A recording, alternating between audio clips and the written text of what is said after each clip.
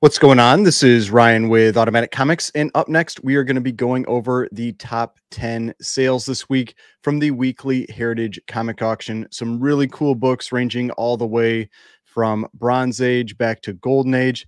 Also going to talk about one book that I thought was pretty cool in particular that came up for sale, and one that I picked up. Stay tuned.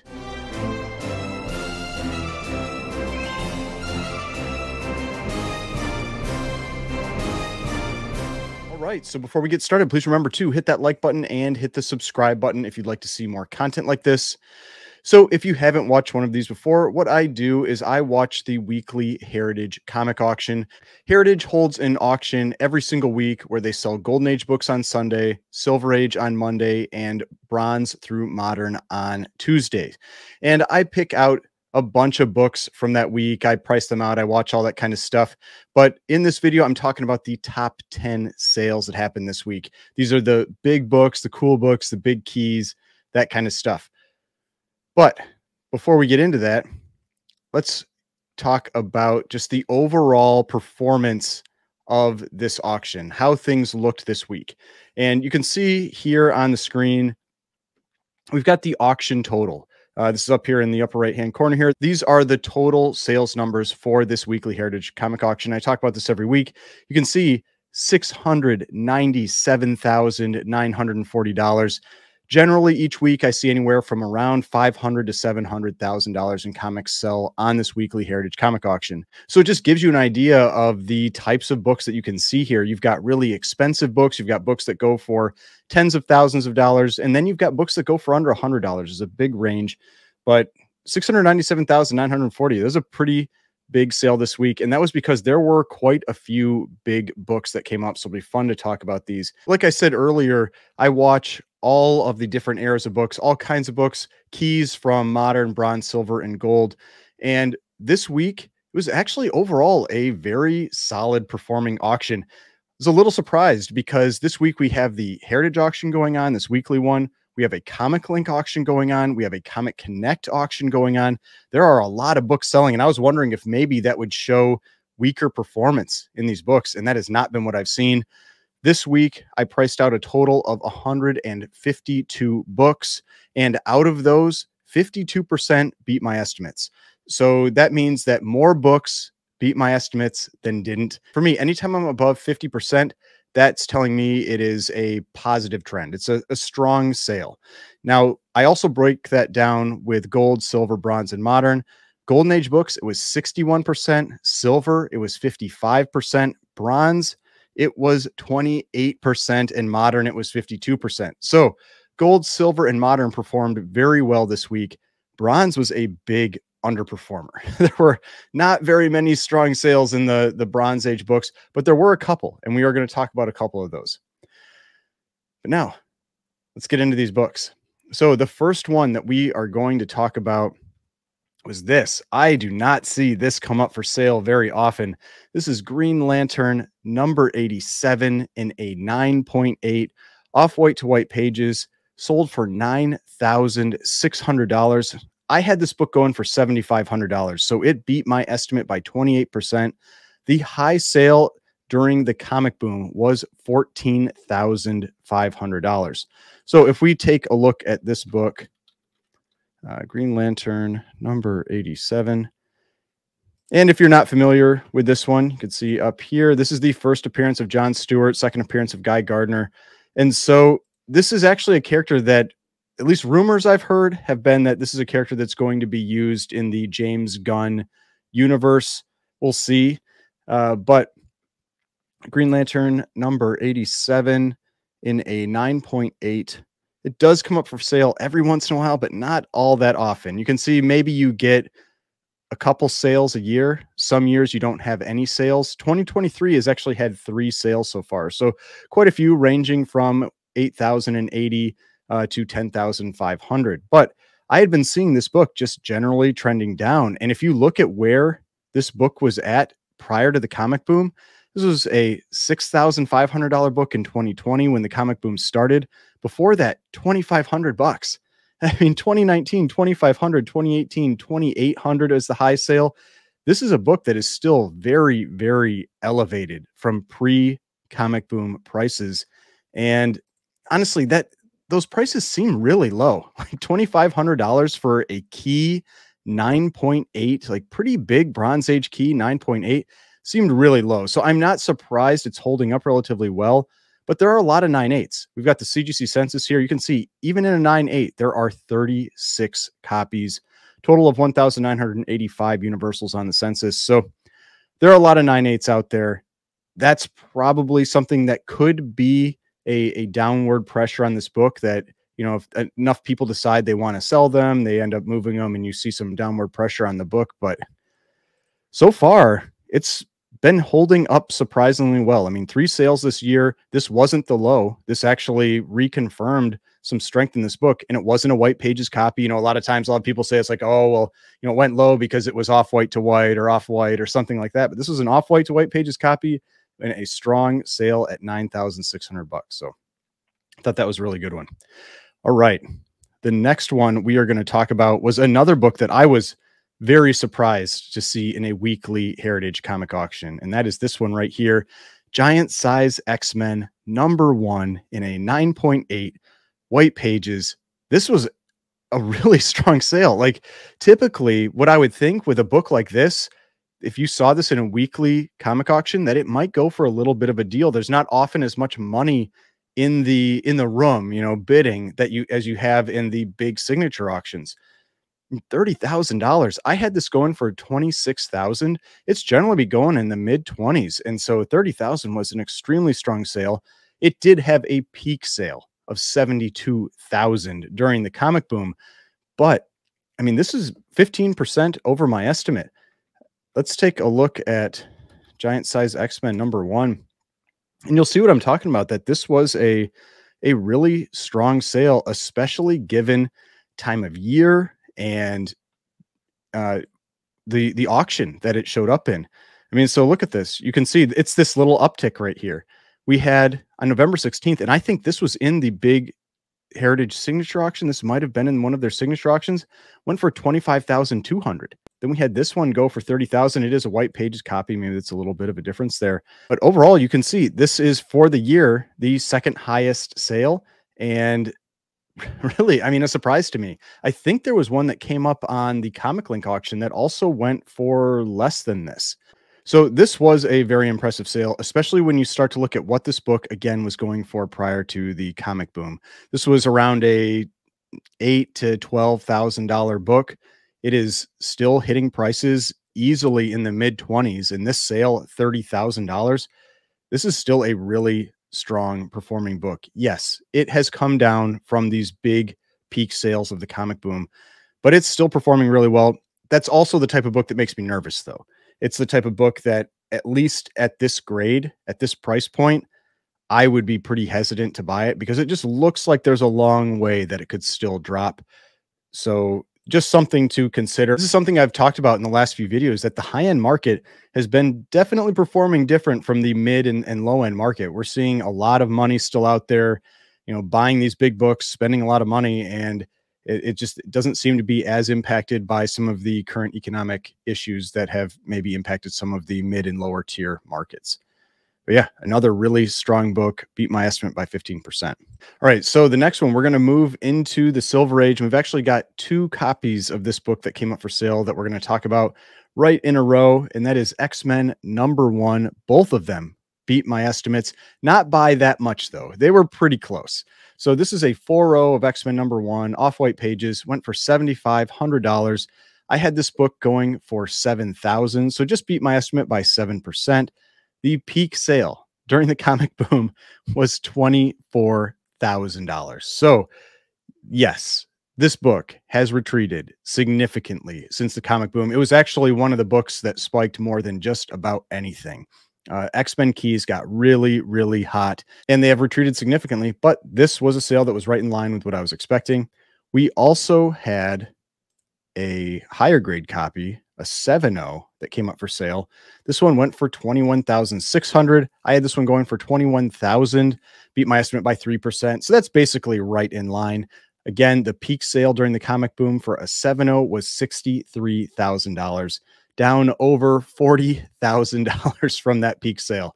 So yeah, it has dropped a lot since then, but this was right in line with what I was expecting. Now, if you want to see an example of what I've talked about with the corner box, the different colors that you can see this one, the 7.0, it's this lighter green color. And then if you go to the 4.0 here, you can see it's this darker green color. I personally like the darker green color. I tend to think it just makes the other colors on the cover pop a little bit more, but that's just my personal taste. But that's what I've talked about in the past. When I mean the dark or light green corner box on X-Men #1. All right, next we had two low sales. The first one was this Fantastic Four #5. Now, it wasn't low by much. It just barely missed my estimate. This was a 6.0 of Fantastic Four #5. I think I might have said 1, but Fantastic Four #5, first appearance of Doctor Doom, major villain. I kind of joked about this book in the past that it kind of seems like this book, for how, and it's not rare, but for compared to other Silver Age keys, it is relatively rare. I see this book up for sale all the time. It just seems like nobody holds this book and everybody is just flipping this book. I know Mickey over at Swaggle House Comics has talked about this as well, is that maybe it just feels like people use it as a launching pad for other keys that they want. And I mean, this is a nice looking copy. It's a 6.0. It doesn't have any Marvel chipping. This book isn't really known for it, but there are definitely copies out there that have it. It's not like Amazing Fantasy 15, where a big percentage of them have that chipping along the right edge. You don't tend to have that very often in Fantastic Four #5. This is a great looking copy. This is a good looking 6.0, $8,700. I had it going for $9,000. So just 3% below my estimate.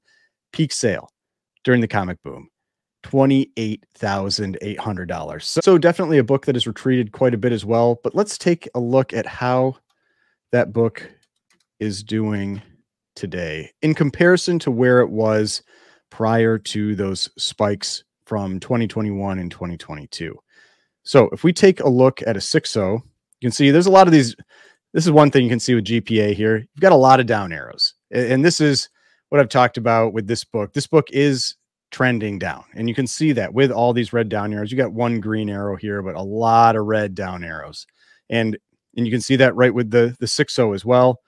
Now, if we look at what this book was going for in 2019, I mean, 7,000, 6,000 to 7,000, 2018, 4,000 to 6,000. It got a little bump when Marvel or Disney reacquired Fantastic Four property. But this price, I think it's pretty safe here at these points. I mean, prior to the comic boom, the book going for around $6,000 to $7,000. We're about 4 years later, sitting around $9,000, maybe a little elevated. But I feel like your risk is relatively low at this type of price point for a really nice grade like a 6.0. I mean, look at the 6.5 in June of this year, the last sale for a 6.5, $18,000. I mean, so these books have retreated quite a bit. I still could see it dropping a little more, but if you saw one for a good deal, I wouldn't have too much heartburn about it. It does feel like it's getting down around pretty reasonable prices where I feel like the downside risk is relatively low. Now, if we take a look at the next book, this one also disappointed just a little bit. Another book that has retreated very significantly, and that is Fantastic Four #1. This is a 4.5, sold for $18,000. I had it going for $20,000, so this was 10% below my estimate. Fantastic Four #1 definitely is another one of those books that got really, really expensive, especially with during the comic boom, especially with all the hype around Marvel movies and speculation on those properties coming out. And I mean, the Marvel movies haven't been great for the last couple of years. So that has definitely put a damper on some of this, as well as the retreats from those comic boom prices. And the fact that we just haven't gotten a lot of news about Fantastic Four, about casting, about what we're going to get with this property. So being on hold all this time definitely has had an impact on these books. Now let's take a look at a 4.5. So here's that 4.5. Again, you can see this is that big jump that we got when Disney reacquired the property. Then we had the big spike from the MCU where a 4.5 peaked at $36,000. We're still above the averages that this book was going for prior to that spike in prices in 2021 and 2022. You can see in 2019 we had a low of 14,000, but it was going, it looks like, around 15,500 to 16,500 in that range. Here, going for 18,000 4 years later, probably not too bad. Again, I feel like the risk, at least in this grade, it's always a grade by grade basis because a lot of these books are pretty expensive. You don't have sales all that often, but at least in this grade, this price also feels like it's a relatively low risk buy-in point. This is one of the biggest Silver Age keys for Marvel. Fantastic Four aren't generally the favorite property out there. I mean, Spider-Man is definitely the most popular property, probably followed by X-Men. Fantastic Four is probably 3 or 4 down on the list from those big Silver Age runs. But still, I feel like, again, the risk feels relatively low on the downside with this book, even though it did disappoint with this sale. All right, next one was just talking about Amazing Fantasy 15, and it actually had pretty good sale. We had a 4.5 go for $43,200. I had this going for $39,000. Peak sale during the comic boom was $84,000. This beat my estimate by 11%. This is a pretty decent looking copy. This one does not have that characteristic chipping along the right edge. It's, for a 4.5, it's a good looking book. The main defect on this one, you can see a little bit on the on this edge over here. I mean, you can see there's definitely some wear up here at the staple. I wouldn't be surprised if it's maybe detached there. Most of the wear really is along the spine. There's a lot of kind of like rub, and you can see that the spine is probably relatively thin, probably a few holes in it, that kind of thing. But the general appearance of the book is solid. It's got decent colors. The red's really bright. And again, none of those major flaws on the cover, like big creases or anything like that. So it is a solid looking book. 43,200, beat my estimate. I've talked about Amazing Fantasy 15 quite a bit, that it does feel like in a lot of grades, it has retreated back to where it's, again, relatively safe to consider it. There's always that possibility that prices can go down further, but again, the downside risk feels relatively low to me with Amazing Fantasy 15. So now we're going to jump into the golden age. And this next one was a pretty cool book. There were a number of these that were part of this auction, so it was interesting to see. And this was Detective Comics number 33, a coverless copy. And this is a CBCS. They give it a 0.3 when it's coverless. I don't know exactly what the rules are with 0.3 if somebody wants to make a comment in the comments. But for a coverless copy, they'll give it a 0.3. CGC would give it an NG or a no grade. And so it is complete, but it is missing the cover. So the interior is complete. You can see coverless, moderate amount of tape on first wrap. So this one went for $9,000. This is a big sale. And I had this going for $4,000. And I will talk about why I thought it was going to go for quite a bit less. And I have seen comments before when I talk about things like this, and someone will say, it's like, oh, you know, it's a rare book or whatever. Of course it went for this much. And you can look at history even with rare books, and you can get an expected sale based on prior sales, and a strong sale is a strong sale. And this was a strong sale in my opinion. So if we go to GPA and we are looking at a Detective Comics number 33, I'll talk about how I came up with that estimate. And one of the big sales that really triggered that estimate for me was this one here. This was a 3.0 that had 2 sales in 2022. One for 11,100 and one for 9,000. So the most recent was 9,000. And this will give you an idea what the actual cover looks like. This is the cover for Detective Comics number 33. Now, this is a restored copy, amateur restored, color touch, pieces added, tear seals cleaned and reglossed, but it's complete. It has the complete interior and it has the cover. And so you do have the cover of the book. Yes, there's restoration on that cover and everything, but that cover, like we saw with that Detective Comics 27 sale of just the cover that went for $220,000, the cover holds a huge amount of the value of these older books. And so to me, like, this was a restored copy with the actual cover, even though there's, you know, there's restoration, but a complete copy with the actual cover that went for the same price as this one that didn't have the cover. And this was clearly much worse page quality.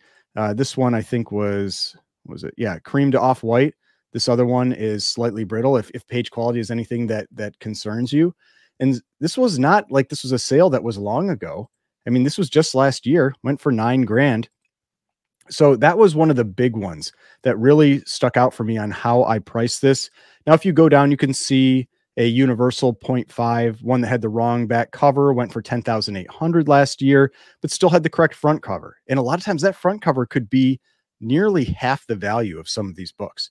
And so again, I think 4,000, maybe 5,000 is where I would put the price of that interior. So $9,000 is just a really, really strong sale for that. Because the other thing you have to look at is what could the person potentially get from the book if they then have a cover already or acquire a cover, marry them together.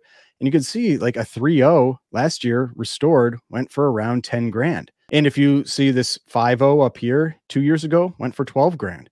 So a restored copy maybe goes for 10 to 15,000. If now the interior you spent basically that full price, it seemed high. And that's just my take. Seemed high for this one. But I've said this before, don't sleep on things like Golden Age Batman.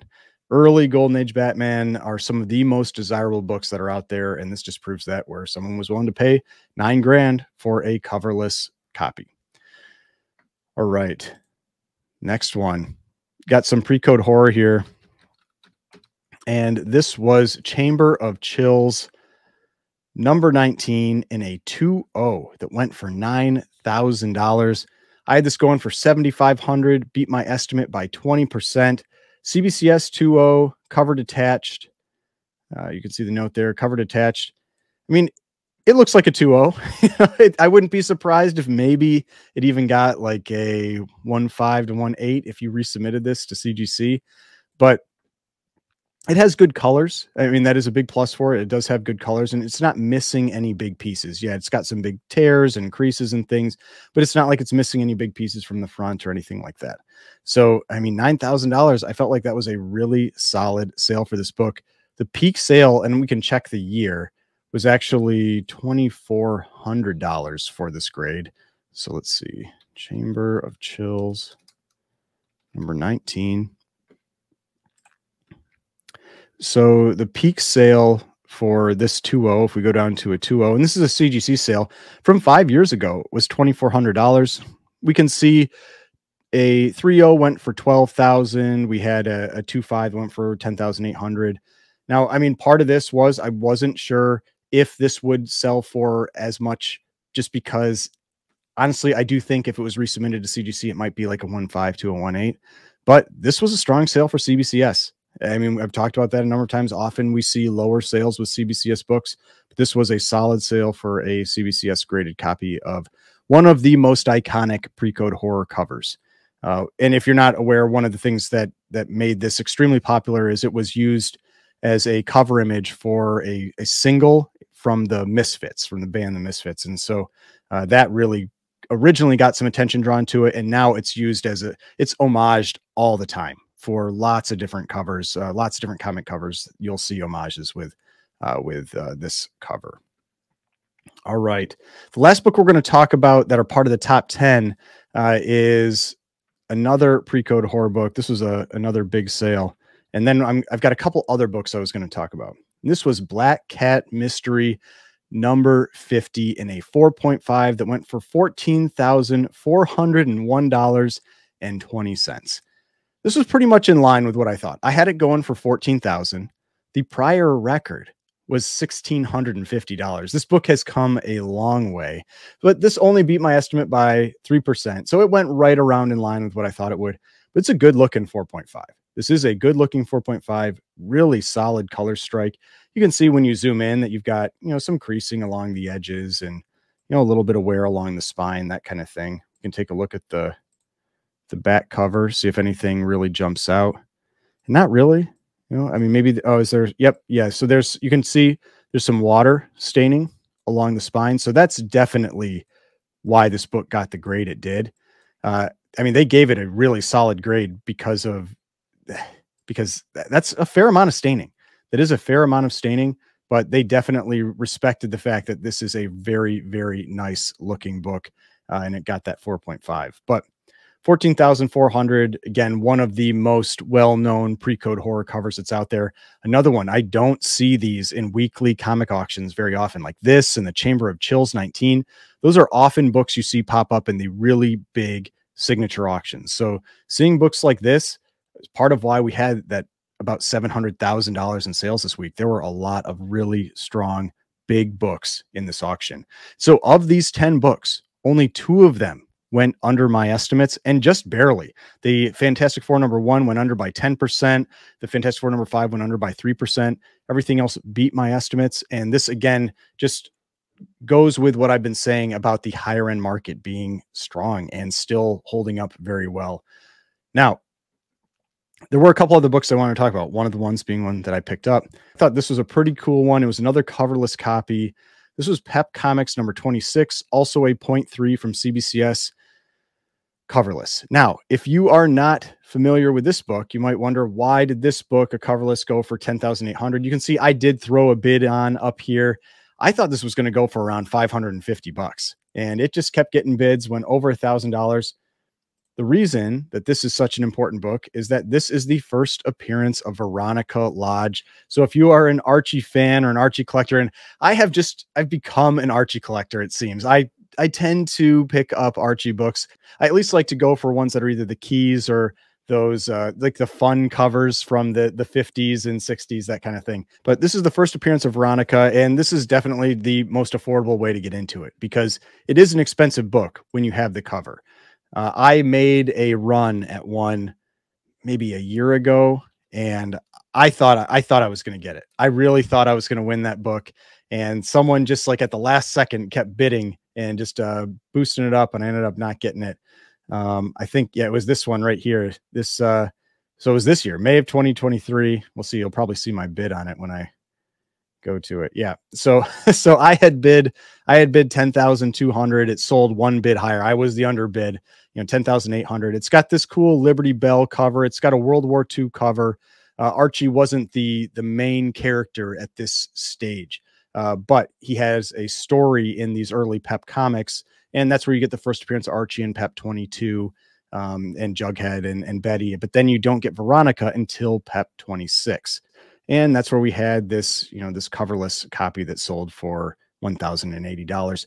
Yeah, it was a big sale, but this one isn't like a shocking sale to me. I can understand the reason that this was paid, because otherwise, if you want that first appearance, I mean, you're going to pay a lot for it. I mean, you can see this year at 2.5, 10,800. So you're paying $4,000 to $5,000 a point. A 5.0 went for 19,200 2 years ago. So definitely a pricey book, a big key for Archie collectors, and a book that is not very common. I mean, let's take a look at what the CGC census is like for this book. And on census, there's only 23 universal copies. I mean, only 23 out there, one restored, so 24 total. These books, these early Pep books, these early Archie books are very uncommon, and you do not see them come up for sale very often. All right, now the other one I was going to talk about was what I picked up and why I did. This is actually a lot, and this was a big lot. I've never bought anything like this from Heritage before. I've bought lots before, but usually it's like 5 books, maybe 10 books. This one was 80 books. And so this was this short box lot of Eerie magazines. Now, I paid almost $2,000 after shipping and taxes and everything. I paid over $2,000. And you might say, well, like, why did you pay that much for this lot? And the reason was the description from the lot.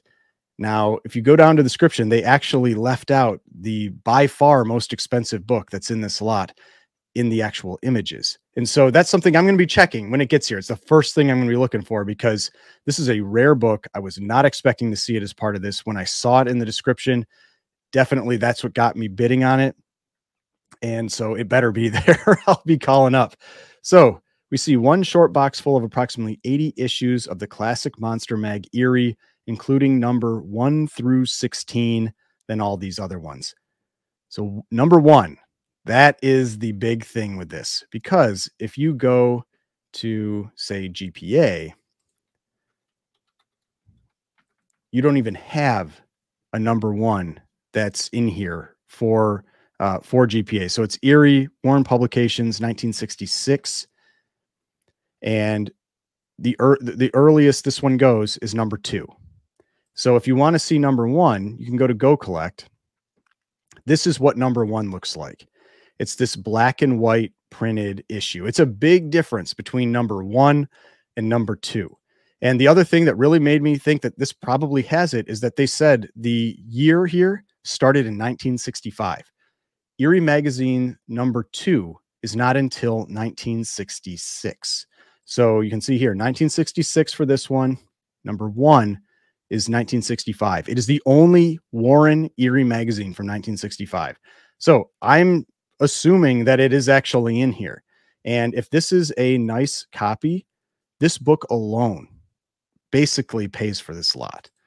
And so you can see here we have, and these are auctions. They're all graded by CBCS. I don't know why that is. All of these Eerie number 1s are graded by CBCS. I don't know what the reason is for that, why they aren't sent to CGC. If CGC won't grade them, I mean, if I have to send it to CBCS, I will. But you have quite a bit of range in the pricing here, but anywhere from around 1,200, 1,300 up to 4,000 is where this book sells, because it is extremely rare. It is not one you see come up for sale hardly ever. I mean, you can see we've had a few in the last year or so, year and a half. There have been 5 sales, and that's it. And if we go to the CGC census, you can see here, if you type in Eerie number 1, there is no 1965 book in here. There's a 1964, but it's from IW Enterprises. It's not the Warren. And so there don't seem to be any that are in the CGC census. I just don't know why that is, but you do see these pop up for sale on Heritage and some of these other places every once in a while, but they are very rare. You do not see them come up very often. So that is why I picked that up. I paid, like I said, about $2,000. I think that one book could cover the cost of this entire lot. And then you've got some other, you know, magazines and that kind of thing in here that have that value. I mean, so I priced this. If you watched one of my other videos where I talked about a lot of comics that had sold from that Famous Monster, or a lot of magazines, that Famous Monsters of Filmland, I priced this relatively similarly. I said that Eerie number 1 conservatively was a $1,300 book. Then 10 of the issues would be $100 books. That puts me at $2,300 for about 11 issues. Then the remaining 70, I said, were $10 books. And so then that puts me at $700, and that gives me an approximate value of $3,000. And so I felt pretty comfortable buying it at that, because I think that there might be some really nice books in here. There could be, because you can see here, they have an average grade of VF. That doesn't mean everything is a VF. Some are going to be lower and some are often higher. I've bought a few of these lots, not as many books as this, but a few of these lots in the past. Sometimes you get some really nice books in there. Like you can see here, this Eerie number 81, this is a Frazetta cover. Looks like it's actually really high grade. I see like a little crease in the corner here, maybe a little bit of a bindery thing in the corner down here. Otherwise, really nice. Like, I mean, for all I know, that book's like a 9.4. And so that could also add some additional value to this. Then you've got this Eerie number 2 that's got a little more wear to it. This tear up in the corner, some rub here. This one's maybe more like a 6.5. And so that's the type of thing that you account for when you're buying these lots, that you might get a few of those nice ones in there. But yeah, the thing that really grabbed my attention was that number 1. And so, like I said, when this shows up, I'll definitely be filming a video about it. I'll do the unboxing for it. And I hope to see this book in there, because if I don't, I will be calling, because that's a huge part of the reason I paid what I paid for it. If that's not in there, you know, I paid way too much for that lot of magazines. So hope you enjoyed this video. Saw some cool stuff, got an idea again of the comic market, kind of the logic I had when I picked up that lot of magazines. Like I said, I've never bought anything that big from Heritage before, where it's got this many books. I don't know even how they package it, how they send that to me. So it'll be interesting when that shows up, talk about that one, and kind of go through those books and see what type of grades are in there, and ultimately what type of value I might get out of it. Because I'll definitely be looking at some of those to send in to get graded, and some of them I'll probably end up, you know, selling raw and all that kind of thing. But yeah, I'm excited about that one. So hopefully you enjoyed this video. If you did, please hit that like button, subscribe button, notification bell, all that kind of stuff. If you'd like to watch some more of my videos, I've got more videos over here. If you would like to subscribe to the channel, the subscription button is right here, and I will see you in the next video.